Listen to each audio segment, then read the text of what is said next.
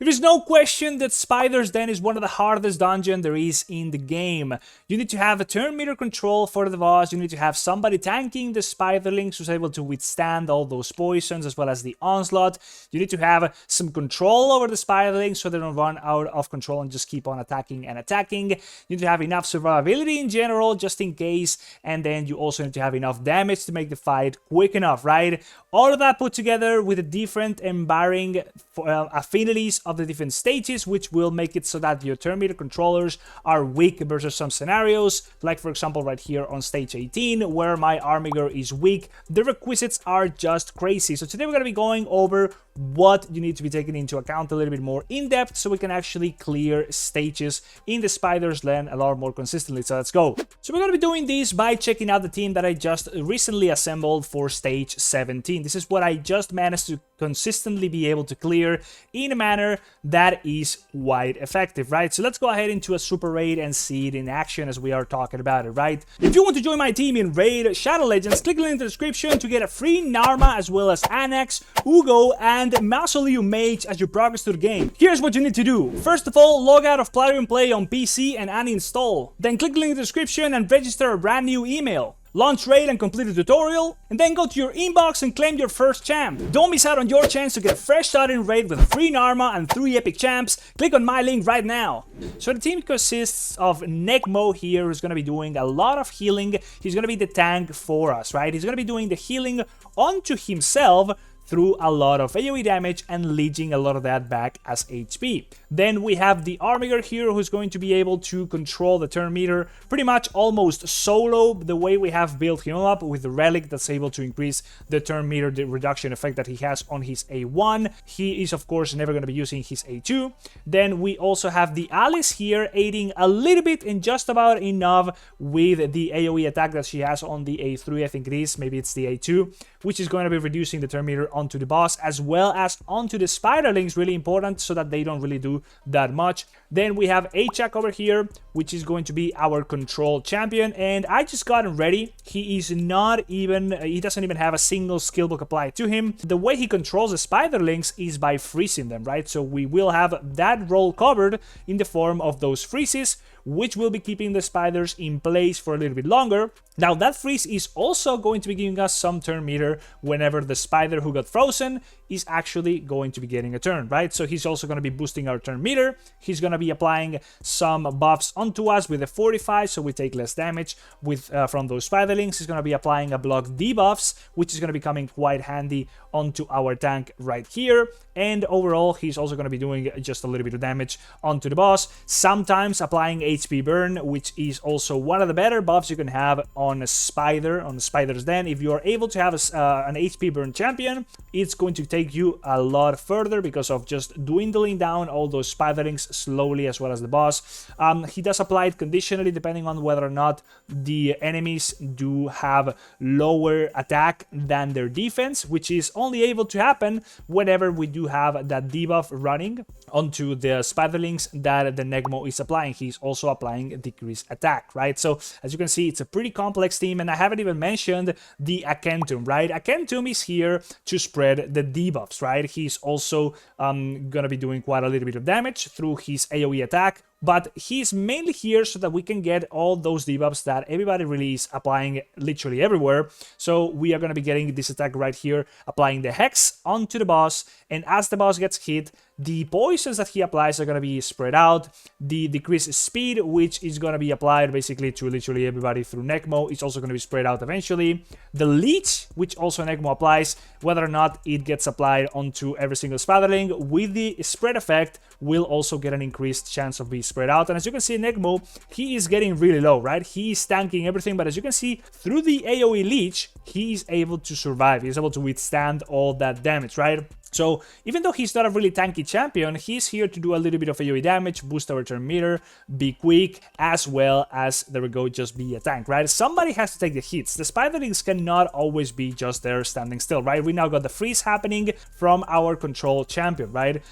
Then those spiderlings are going to be living there for a little while, and we would ideally at this point like them to survive, right? Because if they do take a turn, we are going to be getting some turn meter from that happening from the Achak, right? So spider meter itself is completely nuts, right? It's a really complex equation of putting enough things together so that you can actually clear the thing, right? Now, this is not a speed kill team. It's gonna be really slow. The boss is never taking a turn. That is the idea. He's never going to be taking the turn because we have the Armiger here always doing his turn meter decrease. He's never going to be failing 100% crit rate, and we do have enough speed on the team that he's going to be taking enough turns that the boss is just never going to be getting enough turn meter to do a turn, as well as with the backup of the Alice, that turn meter is totally controlled. But overall, we do not have much damage, right? We don't have the most damage overall here because we don't have an HP burner. The damage from the Alice is not the greatest because as the boss is never taking a turn, her A1 is not doing the third hit. So as you can see, there we go. It's only doing 2 hits at a time, and the boss has a lot of defense, right? We do not have a decreased defense. So as I was mentioning, it's a massive equation of balancing things around. Are you able to go a little bit more aggressive, or are you able to go for a little bit more control, right? If I was going to be able to fit in here more aggressiveness, I could potentially put a Ruella, for example, here for the Alice, so that we could get that decreased defense onto the boss. I just don't have that option, right? Because then I would be lacking a little bit of AoE clear. The Spiderlings kind of get out of control. The Ruella is also... she's not the weaker affinity over here, but I think it's kind of overkill anyways for that turn meter. The Alice is just doing it about right for me. So it is about finding the right balance. But the key roles that I wanted to take out of this video is that you cannot approach this boss unless you are fulfilling all those tokens. Let's just call them that. The turn meter control needs to be fulfilled, whether you are not allowing the boss to take a turn ever, or you are at least in a setup which is only going to be letting that happen every so often, right? You might get it happen when there's like all the Spiderlings are up, but it needs to be like really damn slow. If I only had here Armiger controlling the turn meter, the boss would eventually take a turn. That is guaranteed. I know, I've done it. The boss will eventually get enough turn meter with nobody else doing any turn meter control in this team.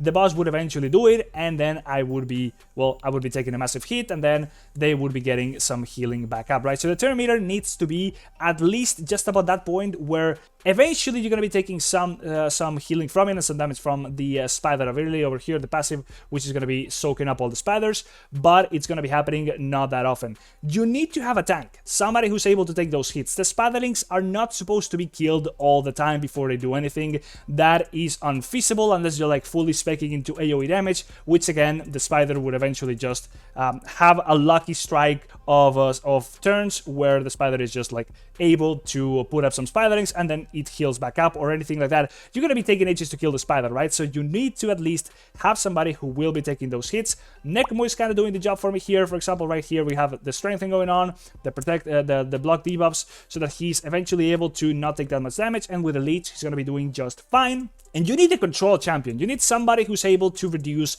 whatever the spiderlings are doing. So whether that is like a miscreated monster, that could be, for example, well, we have right here, Achak is doing the job here with the freezes, and my Nekmo is kind of just about to fall. I think he's probably going to be dying over here, but the boss at this point is dead. He did the job long enough so that we are pretty much able to kill the thing. My Armiger might take a hit right here, but he's kind of fine. And eventually you need to find a champion that's able to do enough damage so the thing actually dies, right? A little bit of a mix between AoE damage, whether that is an HP burner or just straight up AoE hits like we have here with Alice and a Kentum. That balance needs to be struck, right? And of course it's going to be depending on the kind of champions you have in your team, right? You're never really going to be having the right answer if you don't have the champions that I have, so I can never give you a team that's going to be working 100% of the time if you do not have those champions. And as you can see, we did clear the thing in about 7 minutes, which is really far from my best. I did come up with a much better and speedier clear build for this boss, but it was just not consistent, right? So we are aiming for consistency here. And these are the stats that we ended up with, right? We had the Akentum doing the most damage over here, spreading those poisons, being the guy that's killing the spiderlings slowly. Instead of having an HP burner, I am having a Akentum do that job for me. And that is what you need to be getting into your team, really. You need to have somebody who's able to spread HP burns or a slow poisoner, somebody who's really able to just get rid of that in a manner that is tidy, and eventually things will die and they are not living forever, right? The spiderlings do need to die, but not right away. Now, I do have a little bit too much AoE damage with Alice, so maybe somebody who was able to do a little bit more single target damage onto the spider would be a lot better,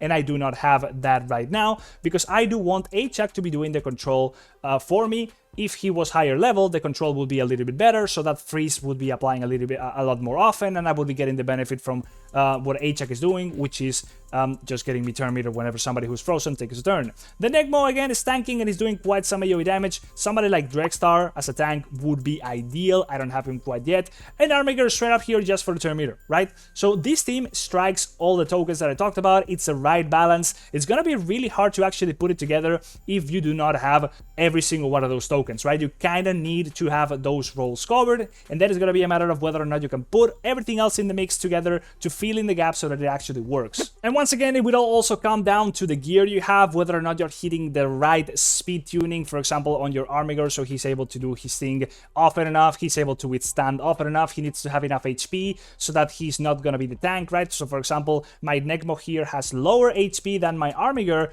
therefore the Necmo is the tank instead of my Armiger. That is how it works.